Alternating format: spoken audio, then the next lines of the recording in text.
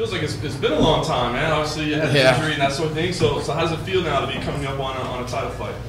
Yeah, it feels great, man. When I got injured, it was 2 weeks before my fight, so I was in great shape. But unfortunately, I have this injury.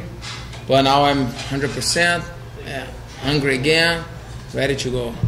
How difficult was it for you to pull out of that fight, and all the ensuing questions about your toughness or why you didn't fight and that sort of thing? Yeah, man, it's hard to fight. Like I told Lorenzo. I say, Lorenzo, if I can't kick, I would fight. But if I can walk, I can't fight. I had a broken bone, and it's not something like I had against Pettis. And because against Pettis, I couldn't grapple, I couldn't kick, but I could box and do everything else. So, but not because the fight was against Conor. It was I never pull over any fight, I never cancel any fight due injury, and that was the first time. We put in a lot, put a lot of work. I put a lot of work on that camp. We invest a lot of money, time, and but I think God knows everything. He knows the best thing to me, and here I am, 2 weeks away, in great shape, ready to prove the world that I am the champion. Did you watch Conor and Nate fight? Yeah, I did. I did it with How tough was it? Yeah, man, it was tough, because I want to fight, I want to be there, I want to compete, like I said, because, I put a lot of work. When you fight and you lose, it's hard because you feel that all that work that you put into that camp was like for nothing. But on that situation was different because I not even fought, so it was even worse for me. Now you do have a fight. Eddie Alvarez, talk about him stepping in. I mean, it's not the fight that people I think were thinking about, but do you feel he's a rightful #1 contender? Yeah, man, he's a guy that earned it. He beat 2 former world champions. He beat Anthony Pettis. He beat Melendez, and there's nobody else to be on that position. And now he's got the title. He's got the shot. And my job is go there, get him, go there and prove everybody that I am the champ, that I come to stay, and I'm ready to do it. Is there any party that still wants the Conor McGregor fight at some point, or do you feel like that time has passed? Well, right now my focus 100% on talking about Conor McGregor is hard because he's a featherweight champion, and his fight is at 170.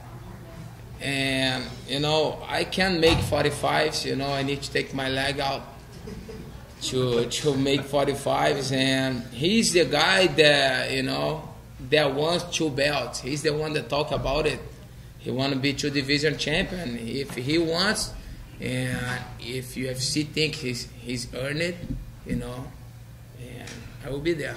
What if he loses again? I mean, like you said, it's at 170. If he loses 2 fights at 170, and then they came down and said, "Oh, we'll give him a title shot at lightweight." Do you think that would be right, or do you think that would be unfair? Yeah, but I think that's why he's picking this fight at 170. Already, making excuses if he loses again, which I think he will, because the guy beat him with 9 days notice. Now he have full fight camp. Nate Diaz, I fought him. The guy's tough. It's hard to finish. He takes shots, and I think it'll be hard for him. Diaz having a fight camp. Speaking of 170, I know in the past you said that might be a place for you in the future. You got the title right now, but what do you think about your future? Do you see a long run in the lightweight division, or do you feel like welterweight's coming up pretty soon? Yeah, I feel, man. I still have a lot of things to do on the lightweight division. I don't want to be cocky or anything like that, but I want to make sure I will clean up this division top to bottom. I want to beat all the contenders for the next 2 years, and then go up. That's my plan. How hard is it for you to make 155? Is it really hard? Yeah. It's hard. What does it take for you? Man, I had when I was 16 years old, I was 180 pounds, with 16 years old when I was competing Brazilian Jiu-Jitsu, blue belt. And now I'm 31, and you know, to make 50 fights not easy. Well, I know when you were injured too, you gained a decent amount of weight. How hard was that to shake that off after the injury? Yeah, like right after Paris fight was hard because I did 5 fights in 11 months. And that was a rough year for me. I was on my, you know, I say, man, I need to win this title. I will make as many fights as I can. And I got lucky that I didn't got any serious injury. And I did 5 fights in 11 months. And after I win the title, I need to take care of my injury. And the doctor told me, you can't train for 3 months. You need to take care of your knee. And I was doing meets, but he said, no, not even meets, not even hands, nothing. You need to stop. And I live a healthy life. I don't eat like crap every day. I always eat healthy, you know. But I think my body was just holding weight because so many cuts in such a short amount of time. And I got 205. Yeah. You know, I remember also talking about 170 with Beneil. He says he won't fight you. He would go up and wait before that happens, but you know, he got back on the winning streak there. So how do you feel about him? He's one of your main training partners, I know, and how much of an issue is that with you guys in the gym? Yeah, not issue at all. I told him, Benny, you not go up, I go up. I'm older. I've been on this game for a longer time, longer than you. And I think Beneil, man, that kid, once he put his mind, I think when he fought Michael Chiesa, he had that fight. He just like tried to do different things that Master Cordero told him to do. But I think that kid has a lot of potential. I train with him, you know. I feel him every day. He can be world champion. He can take my place one day. And I told him, I go up. You will stay on the 55s. So we know, gyms go through ups and downs, and right now King seems to really be on a roll. Do you notice a change or anything different in the gym now that so many of you guys have been winning and things just really seem to be clicking? I know Fabricio didn't win his fight, but a lot of guys have been doing quite well. Yeah, I think we have that big loss that Fabricio lost his title, but we believe he's gonna get it back. We believe Fabricio has amazing potential. The guy works hard every day. And we just have a great team, we just have a great team. I was in Singapore for 4 weeks before, and then I finished my camp here at Kings for 6 more weeks. And man, we have the best guys there. We have like I always say, we don't have a fight camp team. We have a family, Everybody care about each other, and I think that's why we're growing. What was the benefit of going to Thailand? No, Singapore. Singapore, better. Yeah, I was there, Evolve, and we have a lot of Thai guys there. And WBO World Champion, I've been sparring with this guy, a lot of times. And man, I've been enjoying Evolve since 2010. And every time I go there, I do some fight camp there, I show up great. And I think this time it will not be different. And I like to go, different places to train in different ways. I think that's why I be evolving my game, and the job the work that we be doing Kings is awesome. But I always like to add something more, because there I got to train like pure Muay Thai from Thai guys. They have a lot of different tricks, and a lot of that thing I can bring for MMA. So obviously you're a very different kind of fighter than Anthony Pettis is, but when he fought Eddie Alvarez, he really had a hard time getting out from under him, and it was a tough fight for Anthony. What you see in that fight that gave you any clues on how to beat Eddie? Sorry. Yeah, I think the game that he did against Pettis will be very similar that he tried to do against me. He would try put me against the fence. For sure, play a lot of footwork, play on the outside. But I fought Pettis before, He's a very flashy guy, very tricky, but he's not that strong. And I think that's why Eddie got to hold him against the cage, run him down a little bit. But I think that game not going to work against me. Well, one of your old foes is up at 170 now, Cowboy Cerrone. He looked really good the other day. And, you know, that's somebody that could circle back around to you at a higher weight class maybe sometime. Yeah, Cerrone, man, I think I told this in some of my previous interviews. He's one of the toughest guys that I fought. He, you know, some people say, but you finish him so quick. But the first fight was 3 rounds, and that one, I just took, I took the chance because I see he felt the body knee, the body shot, and then I took advantage of it. If I let pass like 10, 15 seconds, I didn't took it. Should be hard. Should be 5 rounds. But man, Cerrone is tough. That guy hits hard. He's good standing, good on the ground, and yeah, I was impressed with his performance against Cote. When you saw Diaz choke out McGregor, what was your reaction? Were you thinking to yourself like, that should have been me, that could have been me, you know, beating McGregor that way? No, like, I just thought, man, I just want to, I like seeing all this thing, you know, I just like, I want to fight, you know, like I was sitting on my couch with my foot lifted, you know, with my, you know, my foot broken, and yeah, of course, against me, I think I thought, man, it should be even ugly, you know, like I would hurt that guy, man. So you weren't surprised by what happened in that fight at all? No, like, because I thought gonna be little, you know, because McGregor, Diaz, he didn't have time to train at all. And I thought at first that McGregor would win, you know, would win. But as the fight go on, Diaz start taking those shots and, you know, did not crumble. And I know how durable he is, you know, because I hit him with some good shots too, and he didn't give up. But McGregor gets out.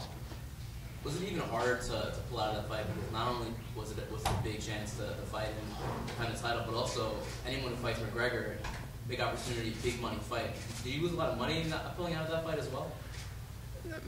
I would make a lot of money, you know, but I like money. Everybody like money, but I don't love money, you know.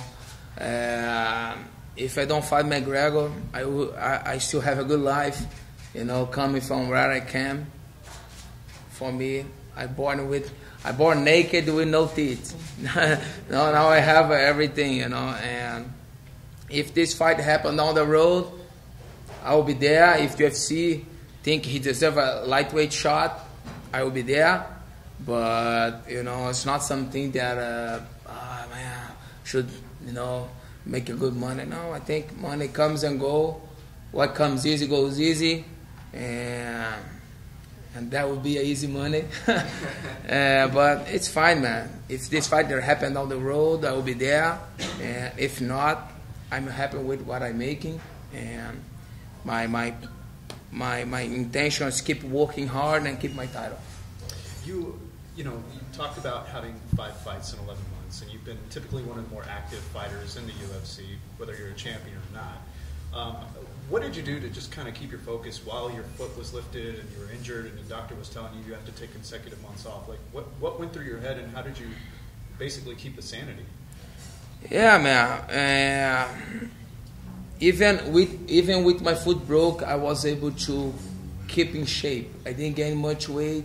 I kept my diet all the way, and what kept me to like in good mind, being positive, you know, like knowing that you know God has a better plan for me, and I just want to get back, you know. Once I was injured, say, man, I just want to get back, get healthy, and back on the octagon as soon as I can.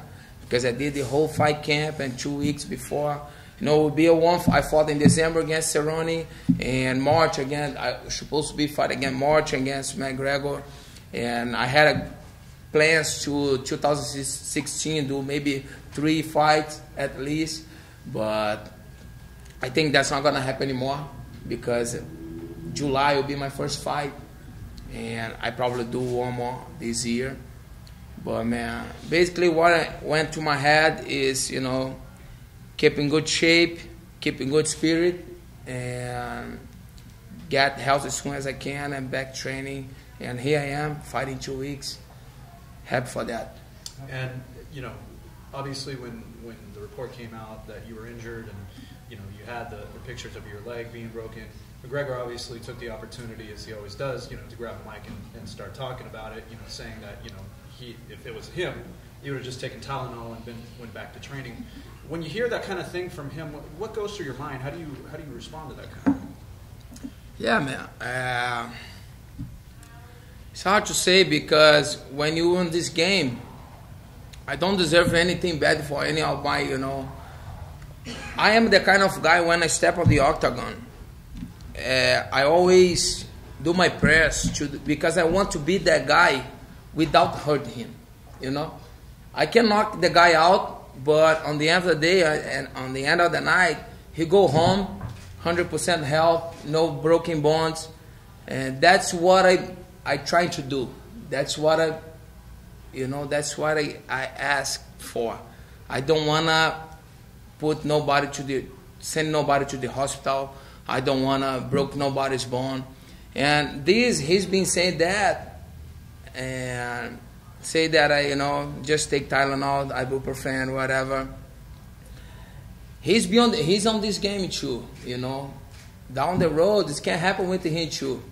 You know, I think when you're in this game, man, you in fight game, you can get you broken bone, you tear ligaments.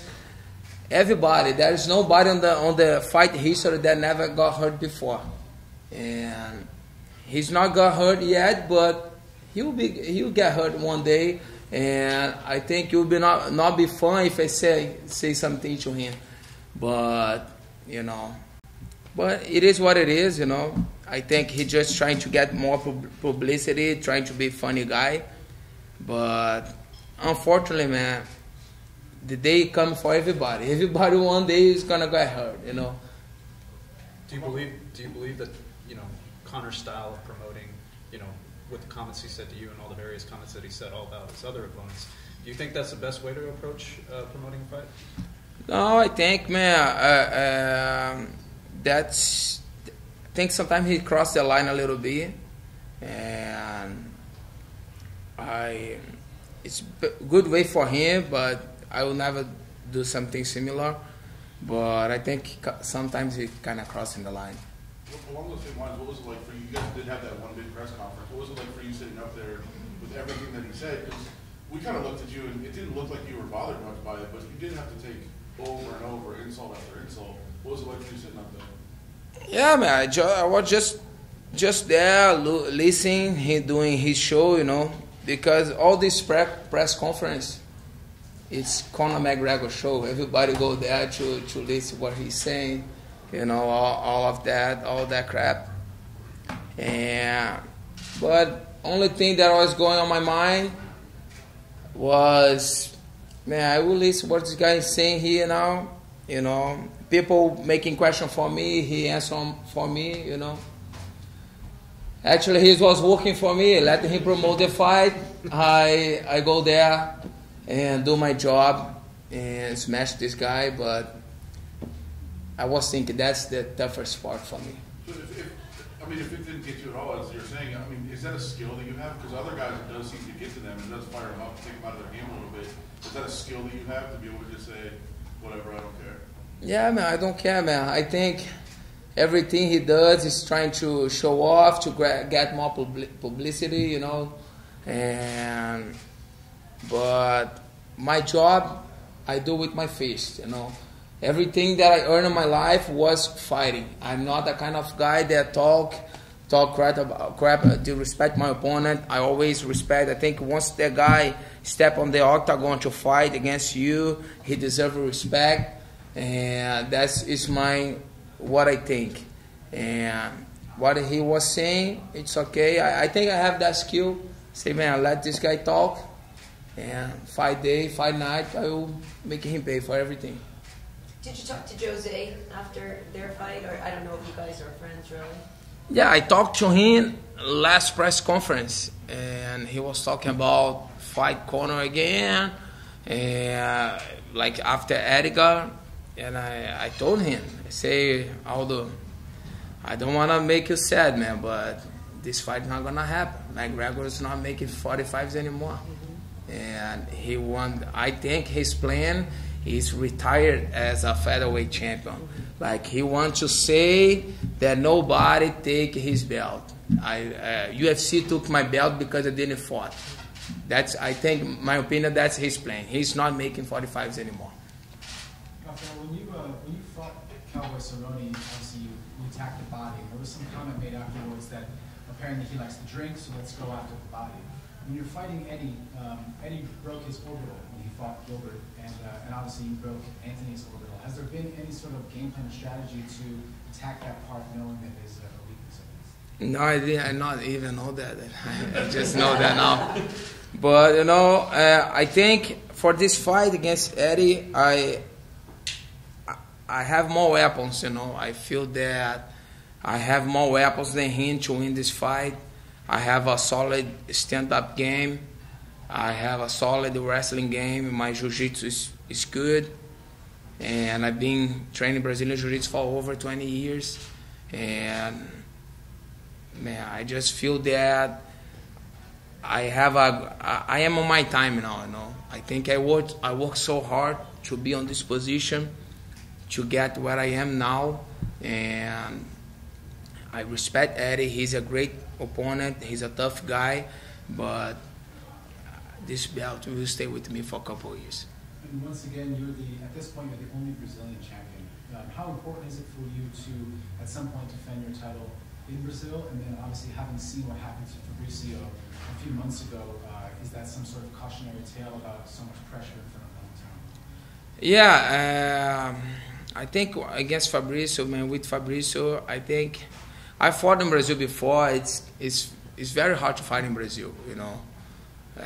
It's a lot of pressure, you know, because I put myself on Fabricio's shoes. Fabricio, man, he was fighting for 45,000 people. People want to see him bring the fireworks, you know. And Fabricio have a lot of experience, but he felt the time, he thought he connected a good hand, and he tried to finish. And then he got caught at first. And then he did the same thing again, and then Miocic knocked him down. And it's hard to say, man, because once you step there, things happen too fast. I think Fabricio will be back, and I don't carry any extra pressure. I don't care at all, you know, because I am the only Brazilian champion. I know that my coaches, my team, my family, they all care about me, and you know, Brazil been on this game for so long. A lot of Brazil has a lot of champions in the past, and I think Brazil have a lot of potential to get any other belts back. But this I am the first Brazilian lightweight champion, and I will stay. Man. I'm pretty confident. I don't care. I don't carry any extra pressure with me. And I'm just have a solid mind that I work hard for that, and this belt will stay with me. You already have a win over Nate Diaz, but he's gotten a bit more popular now with the win over McGregor. Is that a guy that you want to see again maybe in the future? That could be a big money fight for you against Diaz. Yeah, man, I don't know if he's interested in this fight. Like he said on the press conference, he want to fight McGregor, nobody else. And I don't know if he wants. Did you want to fight him at UFC 200 or more coming up? Was that on the table at all? In 200, I fight. Well, I know, but before the Alvarez fight got made, did they talk to you at all about? No, they not even talk to me. You know. Did you want it? Yeah, if they offer me, I will be there. But I think it would not be fair with Alvarez. Right. That's why. But if they say, okay, Alvarez, you wait a little bit, Diaz will fight Dos Anjos. Right. My job is fight. You know, I never pick any fights. If whatever they say, I will do. So you don't think he wants to fight you again, though, Diaz? I think not. Rafael, beyond Eddie, obviously Khabib's still out there and he's off because it's Ramadan right now. But do you think that he's really done enough to earn that title shot against you, considering that he fought a guy who was never even in the UFC at his last fight? Or do you think maybe someone like Tony Ferguson, who's potentially can be winning in straight fights, has more of a shot against you? Sure, I think his last fight was against a guy with full-time job, and then I beat Diaz, Pettis, Ben Henderson, Cerrone, and I earned it, man. I earned my title, and I think like to get a title shot, you need to have some expressive winnings. If you out for 2.5 years and you beat one guy with full-time job without disrespect, but we're talking about fight for world title, and you can't just beat a guy that went there just to cover some guy that got injury, and then this guy after 2.5 years get a title shot. I think Ferguson is the guy. He's fighting Michael Chiesa now. Probably will be in my opinion, the next contender. People say Tony Ferguson, they always say future champion. I mean, do you see that in him? Do you see the potential, maybe not against you, but for him to be a champion? Yeah, maybe in the future, but not now. Last couple questions. Anybody else? Yeah, there's been a lot more talk lately, mainly in the media, but for example, a fighter like Nate has talked about belts not being a real, the most important thing. Big money fights is the big thing, according to him. It sounds like he's devaluing the championship belt or holding the championship belt. How do you respond to that kind of thing, being the champion, being the title holder? Yeah, I think when you did everything that you can and you couldn't reach the top, you can say, no, belts don't, there's no value. Because, I think people say that because they didn't got the title. And then they say, okay, I don't care for that because they didn't have it. I think that's why they're saying that. Perfect. We're going to break them for some photos. Cowboy was saying that. Yeah. He was saying before our fight, I don't care for belt. I say, I care now.